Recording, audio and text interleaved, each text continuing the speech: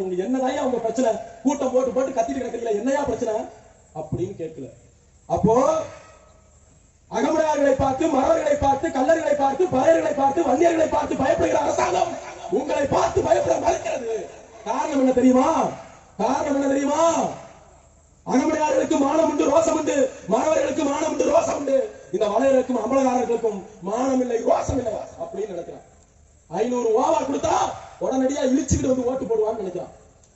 இதான் உண்மை, இதான் உண்மை. நீ என்ன வேணாலும் செய்யி, 2.5 வருஷத்துல யார் வீட்டுல என்ன வேணாலும் செய்யி, யார வேணாலும் அடிச்சு கொள்ளு. தேர்தல் நேரத்துல 500 ரூபாய் கொடுத்தா ஆரத்தி தட்டை தூக்கிட்டு தாய்மார்கள் வந்து நிற்பார்கள் அப்படின்னு நினைக்கிறான்.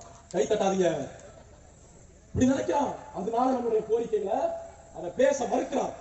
இங்க வீரையன் இன்னைக்கு மனித உரிமை நாள், இன்றைய நாள் டிசம்பர் 10 மனித உரிமைகளுக்கான நாள். பட்டுக்கோட்டையில் தான் மனித உரிமையை மீறிய அராஜகம் நடந்தது.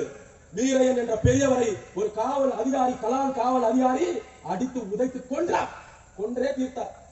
இதே வேற சமூகமா இருந்தா என்ன நடந்திருக்கும்? ஜெயராஜ் பெண்ணிக்ஸுக்கு ஒரு நீதி, இங்க இருக்கக்கூடிய வீரையனுக்கு ஒரு நீதியா? என்ன சொல்லுது சட்டம்? ஒருத்த வந்து புகார் கொடுக்கிறான்னா, என் தந்தையை அடித்து உதைத்து இன்னார் கொன்று விட்டார்கள் என்று சொன்னால் என்ன பண்ணணும்? என்ன பண்ணணும்?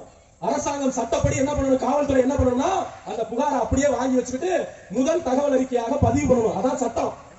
ஆனா என்ன பண்றான்? சந்தேக மரணம். மரணத்துல என்னடா சந்தேகம்? உதைச்சா அடித்தான் செத்து போயிட்டார். அதுல சந்தேக மரணம் 174 போட்டு அப்புறம் ரிப்போர்ட்லாம் வரட்டும், போஸ்ட்மார்டம் ரிப்போர்ட் வரட்டும், ஃபாரன்சிக் ரிப்போர்ட் வரட்டும்.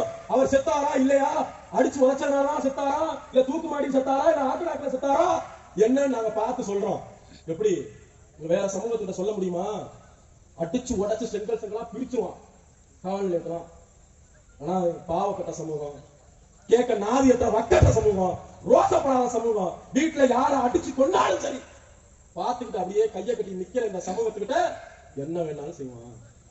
என்ன வேணாலும் செஞ்சிருக்காங்க. இது வரைக்கும் இந்த டெல்டா மாவட்டத்துல மட்டும் 15 படுகொலைகள் நடந்திருக்கு. சொன்னேன்ல வரிசையா கள போராளிகள்னு 15 பேரை படுகொலை செய்திருக்கிறார்கள். அப்போ இந்த திமுக அரசாங்கம் சாராயம், அது வந்து விஷ சாராயம்னு தெரிஞ்சே குடிச்சான், அவனுக்கு எல்லாம் 10 லட்சம் ரூபாய் நிவாரணம். சாராயம் குடிக்கிறது தவறு தானே? தவறா இல்லையா? சொல்லுங்க இளைஞர்களா, சொல்லுங்க. சாராயம் குடிக்கிறது தவறு. அதுலயும் விஷ சாராயத்தை வாங்கி குடிச்சுட்டு செத்து போனவனுக்கு எல்லாம் 10 லட்சம் ரூபாய். ஆனா இங்க காவல்துறை அதிகாரியை அடிச்சு உடைச்சதுனால செத்து போனாரு எங்களுடைய ஐயா வீரையன் அவர்கள் வீட்டுக்கு என்ன கொடுத்துச்சு அரசாங்கம் தெரியுமா? யாருக்காவது? ஒன்னும் தரல. சாராயம் குடிச்சு செத்து போனவனை கூட மதிக்கிறான். ஆனா காவல்துறை அதிகாரி அடிச்சு செத்து போனவனுக்கு எதுவும் பண்ண மறுக்கிறான். காரணம் சாதி. அந்த சாதி போராடும், இந்த சாதி போராடாது அப்படி நினைக்கிறான். அதனாலதான் திமுக அரசாங்கம் நம்முடைய கோரிக்கை எல்லாம் மறுக்குது. நாங்க ஆரம்பத்திலே சொன்னோம், இடப்பங்கீடு எமது உரிமைங்கிற பேர்ல கூட்டம் நடத்தும் போது சொன்னோம், நாங்க இன்னைக்கு இடப்பங்கீடை பத்தி, இட ஒதுக்கீடை பத்தி, சாதிவாரி கணக்கெடுப்பை பத்தி பேசுகிறோம். நீங்கள் வேண்டுமானால் பாருங்கள், நாங்கள் 40 கூட்டத்தை நடத்தி முடிப்பதற்குள் தமிழகத்துடைய பிரதான அரசியல் கட்சிகள் இட ஒதுக்கீட்டை பத்தி, இட பங்கீடை பத்தி பேசுவாங்க அப்படின்னு சொன்னோம். இன்னைக்கு பேசுறாங்க.